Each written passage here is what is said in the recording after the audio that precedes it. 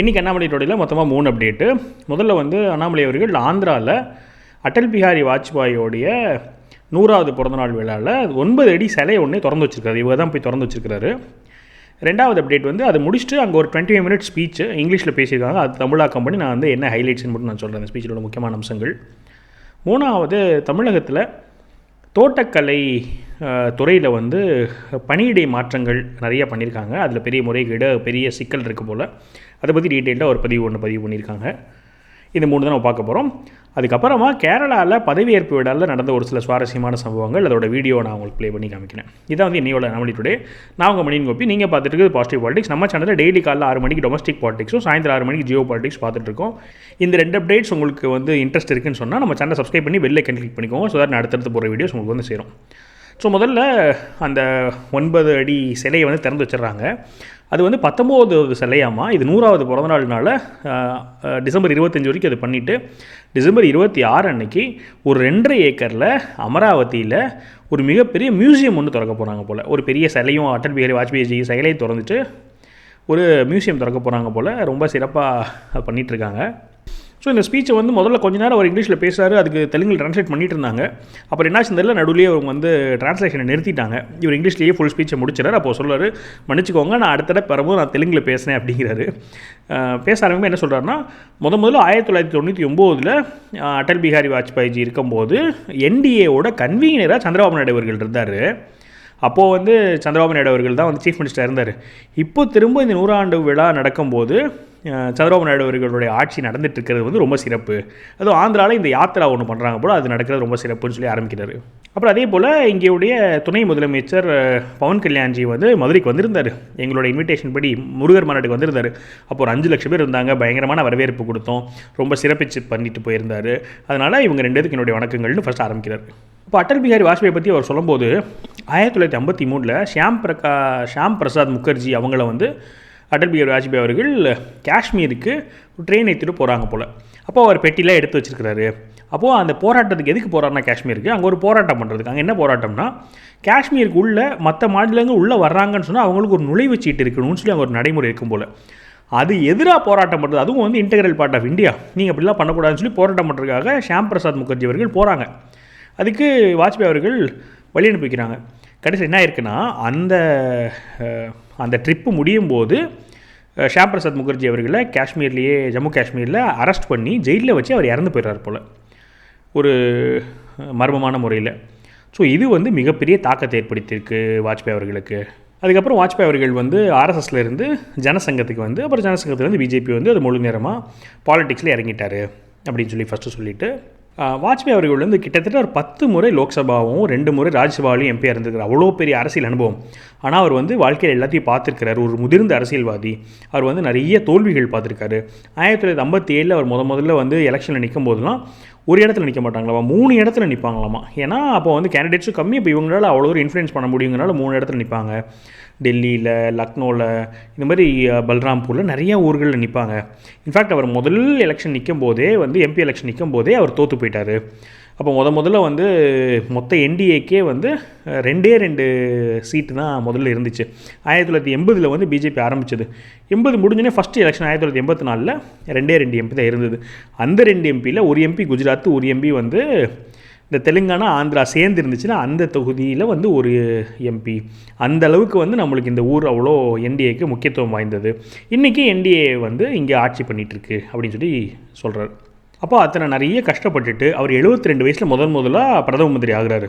First டேர்மில் வந்து அவரால் 13 நாள் தான் பிரதம மந்திரியாக இருக்க முடியுது. செகண்ட் டேர்மில் 13 மாதங்கள் தான் இருக்க முடியுது. அதுக்கப்புறமா அவர் உறுதி எடுத்து ஃபுல் டேர்மை வந்து அவர் கம்ப்ளீட் பண்ணார். ஸோ இந்த பீரியடில் நீங்கள் பார்த்தீங்கன்னு சொன்னால், முன்னாடிலாம் எலெக்ஷன் எப்படி நடந்துட்டு இருந்துச்சுன்னா, காங்கிரஸ் காலகட்டத்தில் வந்து கேஸ்ட் வந்து ரொம்ப பிரதானமாக இருக்கும், இந்த போலரைசேஷன்லாம் பிரதானமாக இருக்கும். அந்த ஜென்ரேஷன் ஆஃப் பாலிடிக்ஸை உடச்சி டெவலப்மெண்ட்டு தான் ஃபஸ்ட்டு ஃபோக்கஸ்ன்னு சொல்லி அவரோட மொத்த பீரியடுமே டெவலப்மெண்ட்டுக்கு அவ்வளோ முக்கியத்துவம் கொடுத்துருப்பாரு. நான் வந்து வாஜ்பாய் பண்ண ஒரு 4 விஷயத்தை சொல்கிறேன் அப்படின்னு சொல்லி ஆரம்பிக்கிறாரு. முதல் வந்து நியூக்ளியர் டெஸ்ட் பண்ணுறதுக்கு வாஜ்பாய்ஜி பண்ணார். ஆனால் நம்மளுக்கு தெரியாத ஒரு விஷயம் என்னென்னா, இதுக்கு முன்னாடியே நியூக்ளியர் டெஸ்ட் பண்ணுறதுக்கான வாய்ப்புகள்லாம் இருந்தது. ராஜீவ்காந்தி அவர்களாலேயே நியூக்ளியர் டெஸ்ட் நம்ம பண்ணி ஜெயிச்சிருக்க முடியும். ஆனால் அமெரிக்காவுக்கு பயந்துட்டு அமெரிக்கா சாங்ஷன்ஸ் வச்சுருவாங்க, அமெரிக்கா விருப்பப்பட மாட்டாங்கன்னு அமெரிக்காவுக்கு பயந்துட்டு அதுக்கு முன்னாடி உள்ள ஆட்சிகள்லாம் பண்ணாமல் இருந்தாங்க. ஆனால் வாஜ்பாய் அப்படி இல்லை, தைரியமாக அவர் பண்ணார். அவர் பண்ணதுலேயே ரொம்ப விசேஷம் ஒன்று இருக்குது. என்ன விசேஷம் இருக்குன்னா, மொத்தம் 5 டெஸ்ட். ஆமாம், அதில் முதல் டெஸ்ட் வந்து 11th May 1998 ஃபஸ்ட்டு 3 டெஸ்ட் பண்ணுறாங்களாம். அது பண்ண உடனேயே அமெரிக்கா யூகேக்கெலாம் தெரிஞ்சுட்டு அவங்க பயங்கர கண்டனம் தெரிவிக்கிறாங்க, சாங்ஷன்ஸ் விதிக்கிறாங்க, நியூக்ளியர் பவர் எப்படி ஆகலான்னு சொல்லிட்டு. அது சிறப்பு கிடையாது, ஏன்னா ஃபஸ்ட்டு வந்து சொல்லாமல் பண்ணது. ஆனால் அதுக்கப்புறமா 2 நாளுக்கு அப்புறமா அந்த சாங்ஷன்ஸ்லாம் வந்ததுக்கப்புறமா 13th May வந்து 2 டெஸ்ட் பண்ணுறாரு. அப்போ அந்த 13th May பண்ணுற டெஸ்ட்லாம் வந்து ஃபுல் அமெரிக்க எதிர்ப்பையும் யூகே எதிர்ப்பையும் தாண்டி தான் வந்து நம்மளை நியூக்ளியர் பவராக வந்து கொண்டு வந்து நிறுத்தினார். அப்போ அதெல்லாம் எப்படின்னா சுத்தமாக பயம் இல்லாமல் நம்ம நாட்டை வந்து பிரதானப்படுத்தி வாஜ்பாய் அவர்கள் பண்ண காரியம். இது வந்து முதல் விஷயம். ரெண்டாவது, வாஜ்பாய்ஜிக்கு தெரிஞ்சுது நம்ம நாட்டோட வளர்ச்சிக்கு ரோடு தான் ரொம்ப முக்கியம், கனெக்டிவிட்டி இருந்தால் தான் வளர முடியுங்கிறது அவர் தெரிஞ்சுது. அதனால் அவர் என்ன பண்ணார்னா 2 திட்டங்கள் கொண்டு வந்தார். முதல்ல வந்து கோல்டன் குவாட்ரிலேட்டர் கொண்டு வந்தார். அதாவது என்னென்னு சொன்னால் 4 மெட்ரோவையும் கனெக்ட் பண்ணுற திட்டம் ஒன்று. அது வந்து 5800 கிலோமீட்டரு, அதுக்கு 30,000 கோடி அப்போ அந்த காலகட்டத்தில் ஒதுக்கி அதை நிறைவேற்றினார். ரெண்டாவது கட்டம் வந்து என்ன பண்ணாருன்னா நார்த்து, சவுத்து, வெஸ்ட்டு, ஈஸ்ட்டு இந்த 4 திசையும் கனெக்ட் பண்ணி அதுக்கு ஒரு 7000 கிலோமீட்டருக்கு மேலே வடிவமைச்சு அதுக்கு வந்து ஒரு 40,000 கோடி ரூபாய் ஒதுக்கீடு பண்ணி கிட்டத்தட்ட 75,000 கோடி ரூபா ஒதுக்கீடு 13,000 கிலோமீட்டர் நாடை ஃபுல்லாக கனெக்ட் பண்ணி இப்போ இருக்கிற அந்த இன்ஃப்ராஸ்ட்ரக்சருக்கு வித்திட்டவர் வந்து வாஜ்பாய் அவர்கள் தான். இதுதான் வந்து அவருடைய டெவலப்மெண்ட்டுக்கு உண்டான கான்ட்ரிபியூஷன். நம்மளால் கற்பனை பண்ண முடியாத அளவுக்கு அவ்வளோ பெரிய கான்ட்ரிபியூஷன் வந்து வாஜ்பாய்ஜி பண்ணியிருந்தார் அப்படின்னு சொல்லி சொல்கிறார். மூணாவது என்ன சொல்கிறாருன்னு சொன்னால், எஜுகேஷனை வந்து ஃபண்டமெண்டல் ரைட்டாக கான்ஸ்டிடியூஷன் அமெண்ட்மெண்ட் கொண்டு வந்து கல்விங்கிறது ஒரு குழந்தைக்கு ஃபண்டமெண்டல் ரைட் அமெண்ட்மெண்ட் கொண்டு வந்தது வந்து வாஜ்பாய் அவர்கள் தான் அப்படின்னு 3வது விஷயம் சொல்கிறார். 4வது என்ன சொல்கிறாருன்னு சொன்னால், 1958 சோவியத் யூனியன் நிகிதா குருச்சேவ் அப்படிங்கிறவங்க பார்க்க வர்றாங்க. அப்போ நேரு அவர்கள் வாஜ்பாய் அவர்களை எப்படி அறிமுகப்படுத்துகிறாருன்னு சொன்னால், இவர் தான் நாளையே இந்தியாவோட பிரதம மந்திரின்னு சொல்லி நேரு அவர்கள் அறிமுகப்படுத்தி வச்சிருக்கிறாரு. அப்போது எப்போனா 40 வருஷத்துக்கு முன்னாடி, அவர் பிரதம மந்திரியாக 40 வருஷத்துக்கு முன்னாடி நேரு அவர்களால் சோவியத் யூனியன் கிட்ட அறிமுகப்படுத்தப்பட்ட வச்சவர். அப்போ அப்படி எல்லா தலைவர்கள் மத்தியிலையும் வாஜ்பாய் அவர்களுக்கு ஒரு சிறந்த ஒரு அபிப்பிராயம், அவர் மேலே ஒரு நன்மதிப்பு எப்பவுமே இருந்துகிட்டே இருந்திருக்கு அப்படின்னு சொல்லி சொன்னார். அப்புறம் கடைசியில் நம்ம வந்து வாஜ்பாய் இந்த திட்டம் பேரே, இப்போ இந்த யாத்திராலாம் போகிறாங்களே, இந்த யாத்திரா பேரே வந்து மோடி அட்டல் இல்லை அட்டல் மோடி அந்த மாதிரி தான் பேர் போல், 2 பேரையும் சேர்த்து தான் போல். அப்போ அவர் சொல்கிறார், அட்டல்ஜி வந்து என்னெல்லாம் ஃபவுண்டேஷன் பண்ணாரோ அதெல்லாம் வந்து இப்போது வேறு ஒரு லெவலுக்கு மோடிஜி கொண்டுட்டு போகிறாரு. அது எப்படி நான் பேரலல் கம்பேர் பண்ணுறேன்னு சொன்னால், அட்டல்ஜி வந்து இந்த கோல்டன் குவாட்ரிலேட்டர் கொண்டு வந்தாருன்னு சொன்னால், மோடிஜி வந்து சாகர் மாலா, பாரத் மாலான்னு சொல்லிட்டு அவ்வளோ கனெக்டிவிட்டி ஜாஸ்தி பண்ணுறாரு. வாஜ்பாய் அவர்கள் வந்து டெலிகாம் ரெவல்யூஷன் கொண்டு வந்தாருன்னு சொன்னால், மோடிஜி அவர்கள் வந்து 4G, 5G, 6G, அதுக்கப்புறம் ஏஐயாக இருக்கட்டும் இல்லை யூபிஐயாக இருக்கட்டும், இதெல்லாம் வந்து மோடிஜியோட ரெவல்யூஷனாக இருக்குது. இது பேரலல் பண்ணுறாரு. அப்புறம் வாஜ்பாய் காலகட்டத்தில் வந்து கார்கில் போரில் நம்ம சாதித்தோன்னு சொன்னால், மோடிஜி காலகட்டத்தில் ஆப்ரேஷன் சிந்தூர் மூலமாக நம்ம வந்து எதிரிகளுக்கு நல்ல பாடம் போட்டுறோம். இப்படி வாஜ்பாய் அவர்கள் பண்ணது எல்லாத்தையுமே மோடி அவர்கள் அடுத்த கட்டத்துக்கு எடுத்துக்கொண்டு போயிட்டுருக்காரு அப்படிங்கிறாரு. அதே போல் நம்மளுடைய எனர்ஜியை வந்து சேஃப்கார்டு பண்ணுறதுக்காகவும் ஃபஸ்ட்டு ஒரு ஃபாரின் கண்ட்ரியில் போயிட்டு ரொம்ப ஒரு ரிமோட் ஏரியா ஆஃப் ரஷ்யாவில் வந்து ஒரு அக்ரிமெண்ட் போட்டு அப்போயே $1 பில்லியன் மதிப்புள்ள ஒரு எனர்ஜி அக்ரிமெண்ட் போட்டது வந்து ஃபஸ்ட்டு வாஜ்பாய்ஜி தான். அப்போ ஒரே ஒரு அக்ரிமெண்ட் போட்டார். இப்போ மோடிஜி காலகட்டத்தில் கிட்டத்தட்ட நம்ம 20 அக்ரிமெண்ட் கிட்ட நம்ம வந்து லாட்டின் அமெரிக்காவிலேருந்து எல்லா நாடுகள் கூட நம்ம எனர்ஜி சேஃப்கார்டு பண்ணுறதுக்கு அக்ரிமெண்ட் போட்டிருக்கோம். ஸோ இதுக்கு முதல் வேலை பண்ணது வந்து வாஜ்பாய்ஜி அப்படிங்கிறாரு. அப்புறம் கடைசியில் சொல்கிறாரு, தமிழ்நாடு நான் பார்க்கும்போது உதயநிதி ஸ்டாலின் தூங்கிட்டு இருப்பார், இங்கே வந்து லோகேஷ் அவர்கள் வேலை பார்த்துட்ருக்காரு.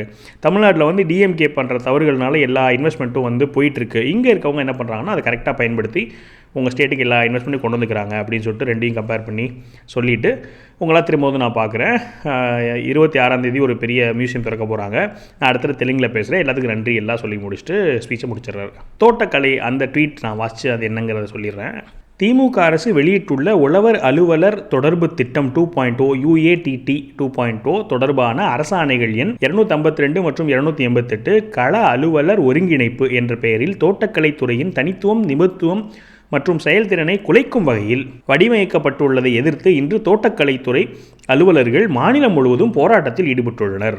தோட்டக்கலை சாகுபடி பரப்பு 13% மட்டுமே என்றாலும் உற்பத்தி மதிப்பில் 30% மற்றும் தமிழக வேளாண் ஏற்றுமதியில் 58-60% பங்கு. இத்தகைய உயர் மதிப்பு துறைக்கு தனி நிர்வாகமும் துறைசார் நிபுணத்துவமும் அவசியம்.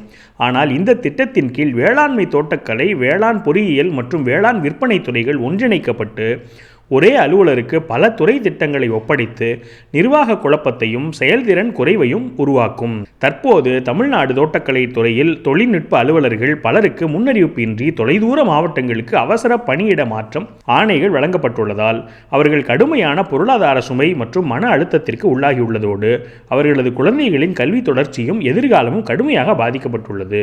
ஆண்டுதோறும் சுமார் 1000 தோட்டக்கலை பட்டதாரிகள் உருவாகின்றனர். இத்தகைய துறையில் தனித்துவம் குலைந்தால் வேலைவாய்ப்பு, ஆராய்ச்சி மற்றும் தொழில்நுட்ப வளர்ச்சி, திறன் முதலீடு ஆகியவை நீண்ட காலத்தில் கடுமையாக பாதிக்கப்படும்.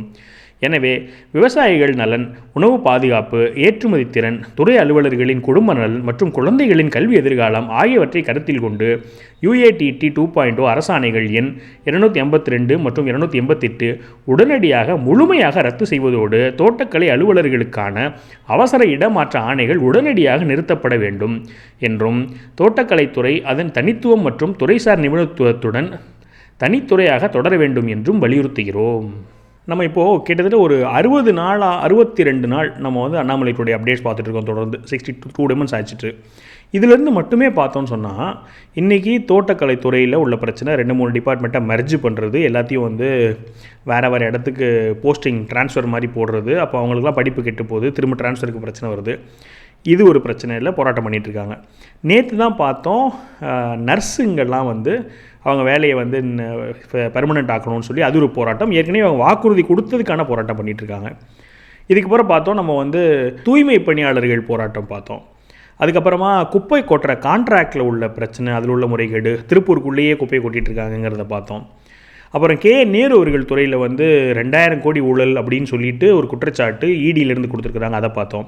அப்புறம் அதில் வந்து வேலை எடுத்துகிட்டு இருக்கும்போது இன்டர்வியூக்கு முன்னாடியே ஜாஸ்தி மார்க் வாங்கினவங்களை வந்து வேலைக்கு செலக்ட் பண்ணாமல், இன்டர்வியூக்கு செலக்ட் பண்ணாமல் கம்மி மார்க் வாங்கினவங்களும் செலக்ட் பண்ணதை பார்த்தோம். போலீஸ் டிபார்ட்மெண்ட்டில் வந்து பொறுப்பு DGPயே போட்டுட்ருக்காங்க. 8 பேர் ரேங்க் படி இருக்கிறாங்க. அதெல்லாம் விட்டுட்டு அவங்க என்ன பண்ணுறாங்கன்னா பொறுப்பு DGPனே போட்டுட்ருக்காங்க. அதனால் வந்து லா அண்ட் ஆர்டர் சரியில்லைன்னு அப்படி சொல்கிறத பார்த்தோம். அறநிலையத்துறையில் உள்ள பிரச்சனையை பற்றி நம்ம சொல்லவே தேவையில்லை. திருப்பூரத்தை பற்றி நம்ம டெய்லி பார்த்துட்ருக்கோம். அறநிலையத்துறையில் பிரச்சனையை பார்த்துட்ருக்கோம். தொழில்துறையில் இங்கே வர்ற முதலீடு வந்து ஆந்திராவுக்கு போயிட்டுருக்கிறத பார்க்குறோம். கல்வித்துறை பார்த்தோன்னு சொன்னால் செவுறு இடிஞ்சு விழுந்து குழந்தை இறந்து போகிறத பார்க்குறோம். சைக்கிள் வந்து ஸ்பேர் பார்ட்ஸ் பிரச்சனையோடு உள்ள இலவச சைக்கிள் கொடுக்குறத பார்க்குறோம். விவசாயிங்க பார்த்தோன்னு சொன்னால் அவங்களோட விளைச்சல் வந்து எடுத்துகிட்டு போகாமல் கெட்டு போகிறத பார்த்தோம். இப்படி இப்போ நான் சொன்னது எல்லாமே கடந்த 60 நாள்களில் மட்டும் நம்ம பார்த்த பிரச்சனைகள். இப்படி எல்லா துறைகளுமே வந்து இவ்வளோ பிரச்சனைகள் இருக்குதுன்னு சொன்னால் எங்கே போய் முட்டிக்கிறதுனே தெரியல. ஆனால் இதெல்லாம் வந்து அரசியலில் எலெக்ஷனுக்கு வந்து இதெல்லாம் ஒரு பாயிண்ட் ஆஃப் டாப்பிக்காக இருக்க மாட்டேங்குது. ஸோ மக்கள் இந்த மாதிரியான விஷயங்கள், அவங்களோட அன்றாட பிரச்சனைகள் உள்ள விஷயங்கள்லாம் வந்து கவனித்து இதுக்கு ப்ரெஷர் கொடுத்து சரி பண்ணலான்னு பார்க்கணும். ஸோ இதெல்லாம் தான் வந்து என்னையோட அண்ணாமலை டுடே. உங்களோட கருத்துக்களை வந்து கண்டிப்பாக பதிவு பண்ணுங்கள். மேலும் ஒரு பாசிட்டிவ் வீடியோவில் சந்திக்கிறேன். வணக்கம்.